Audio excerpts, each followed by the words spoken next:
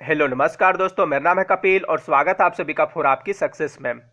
Friends, इस video में अभी हम लोग कोशिका विज्ञान से संबंधित टॉप 30 क्वेश्चन को देखने वाले हैं, जो आपके आने वाले हर एक एग्जाम के लिए काफ़ी महत्वपूर्ण होगा। तो इसलिए आप इस वीडियो को अंत तक जरूर देखिएगा और इन्हें याद कर लीजिएगा, ठीक है।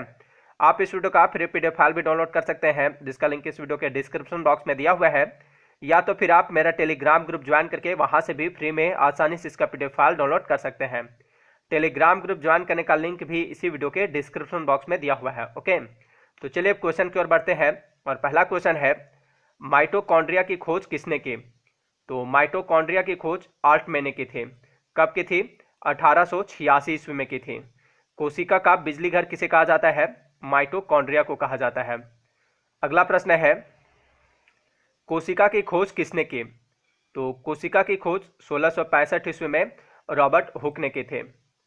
अगला प्रश्न है, कोशिका में प्रोटीन संश्लेषण कहाँ होता है? तो कोशिका में प्रोटीन संश्लेषण राइबोसोम में होता है, इसलिए राइबोसोम को प्रोटीन की फैक्ट्री भी कहा जाता है।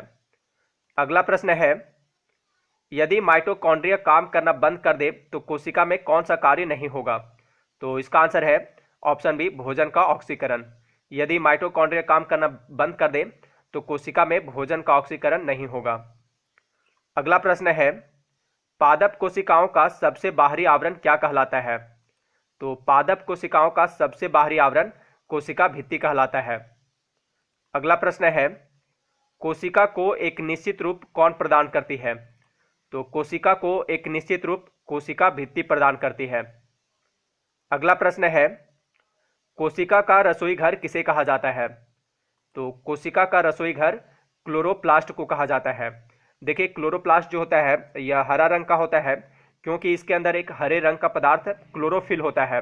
इसी की सहायता से, यानी क्लोरोफिल की सहायता से पौधा प्रकाश संश्लेषण करता है और भोजन बनाता है, इसलिए क्लोरोप्लास्ट को पादप कोशिका की रसोई घर कहते हैं। अगला प्रश्न है, प्रोटीन निर्माण का सक्रिय स्थल है, यानी प्रोटीन का निर्माण कहाँ होता है? तो प्रोटीन का निर्माण राइबोसोम में होता है। राइबोसोम को क्या कहा जाता है? प्रोटीन की फैक्ट्री कहा जाता है, ठीक है। प्रोटीन की फैक्ट्री किसे कहा जाता है? राइबोसोम को कहा जाता है। अगला प्रश्न है, गोल्जी काई का प्रमुख कार्य क्या है? तो इसका आंसर है ऑप्शन ए, स्रावी। देखिए, गोल्जी काई का प्रमुख कार्य कोशिका के बाहर स्रावित पदार्थों को कोशिका झिल्ली के माध्यम से बाहर निकालना है। अगला प्रश्न है, कोशिकीय श्वसन का सक्रिय स्थल है, क्या है? तो कोशिकीय श्वसन का सक्रिय स्थल माइटोकॉन्ड्रिया है, ठीक है। अगला प्रश्न है, कोशिका की आत्महत्या की थैली किसे कहा जाता है? तो कोशिका की आत्महत्या की थैली लाइसोसोम को कहा जाता है, ठीक है। आत्मघाती थैली या आत्महत्या की थैली किसे कहा जाता है? लाइसोसोम को कहा जाता है। अगला प्रश्न है, लाइसोसोम में पाया जाने वाला वह एंजाइम जिनमें जीव द्रव्य को घुला देने या नष्ट कर देने की क्षमता होती है, कहलाता है।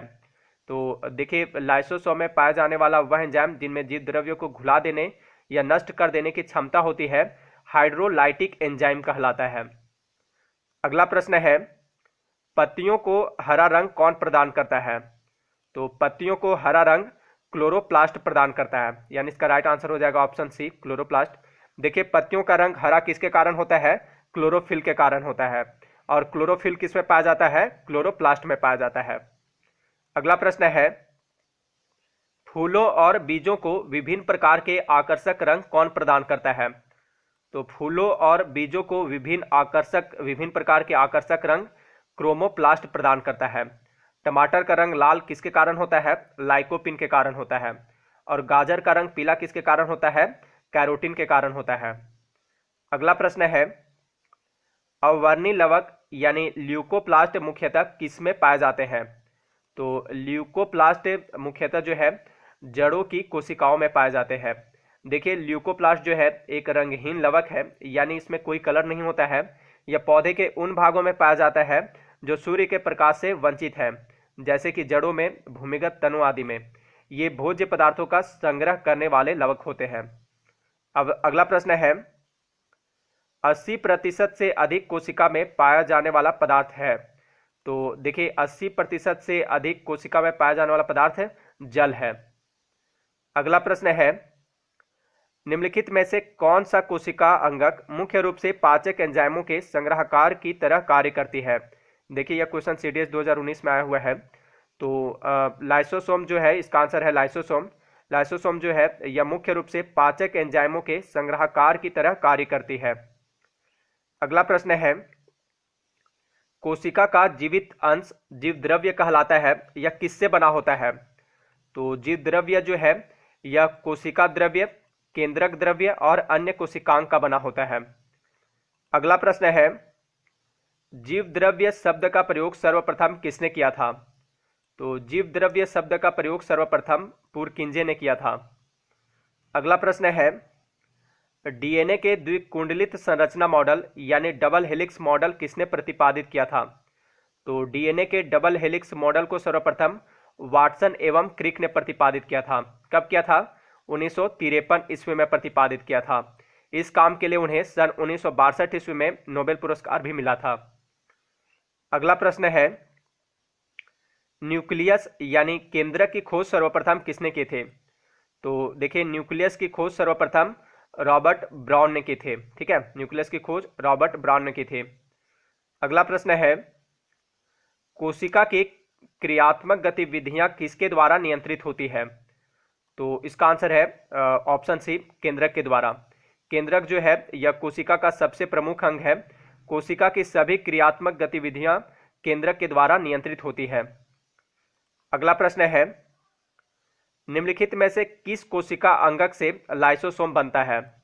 तो इसका आंसर है ऑप्शन सी, गोल्जी काय से। कोशिका के गोल्जी काय अंग से लाइसोसोम बनता है। अगला प्रश्न है, न्यूक्लियस के बाहर डीएनए कहाँ मिलता है? देखिए डीएनए जो है यह मुख्यतः केंद्रक यानी कि न्यूक्लियस में पाया जाता है। केंद्रक के अलावा डीएनए माइटोकॉन्ड्रिया और हरित लवक में पाया जाता है। तो यहाँ पर इसका आंसर हो जाएगा ऑप्शन बी, माइटोकॉन्ड्रिया। न्यूक्लियस के बाहर डीएनए माइटोकॉन्ड्रिया में मिलता है। अगला प्रश्न है, निम्नलिखित में से कौन सा वह कोशिकांग है जो प्रोकैरियोटिक कोशिकाओं में नहीं पाया जाता है? तो माइटोकॉन्ड्रिया जो है यह प्रोकैरियोटिक कोशिकाओं में नहीं पाया जाता है। अगला प्रश्न है, इलेक्ट्रॉन सूक्ष्मदर्शी की खोज किसने की? तो इलेक्ट्रॉन सूक्ष्मदर्शी की खोज नॉल तथा रस्का ने की थी। अगला प्रश्न है, सबसे छोटी कोशिका कौन सी है? तो सबसे छोटी कोशिका माइकोप्लाज्मा है। अगला प्रश्न है, कोशिकीय व आणविक जीव विज्ञान केंद्र कहाँ स्थित है? तो कोशिकीय व आणविक जीव विज्ञान केंद्र हैदराबाद में स्थित है। अगला प्रश्न है, कोशिका भित्ति होती है, कैसी होती है? तो कोशिका भित्ति पारगम्य होती है। अगला प्रश्न है, निम्नलिखित कोशिका अंगकों में कौन सा एक अर्ध पारगम्य है? तो इसका आंसर है ऑप्शन ए, कोशिका झिल्ली। कोशिका झिल्ली अर्ध पारगम्य होती है। ठीक है। अगला प्रश्न है और इस वीडियो का लास्ट क्वेश्चन, कोशिका का बिजली घर किसे कहा जाता है? तो कोशिका का बिजली घर माइटोकॉन्ड्रिया को कहा जाता है। ठीक है। तो फ्रेंड्स ये थे कोशिका विज्ञान से संबंधित टॉप 31 क्वेश्चन। अब अंत में आपके लिए क्वेश्चन है, कोशिका के अध्ययन के विज्ञान को क्या कहा जाता है? तो इसका सही जवाब आप मुझे कमेंट बॉक्स में दीजिएगा। तो इस वीडियो में इतना ही। अगर ये वीडियो आपको अच्छा लगा हो तो इसे लाइक तथा शेयर जरूर कर दीजिएगा। मिलते हैं नेक्स्ट वीडियो में। Thanks for watching.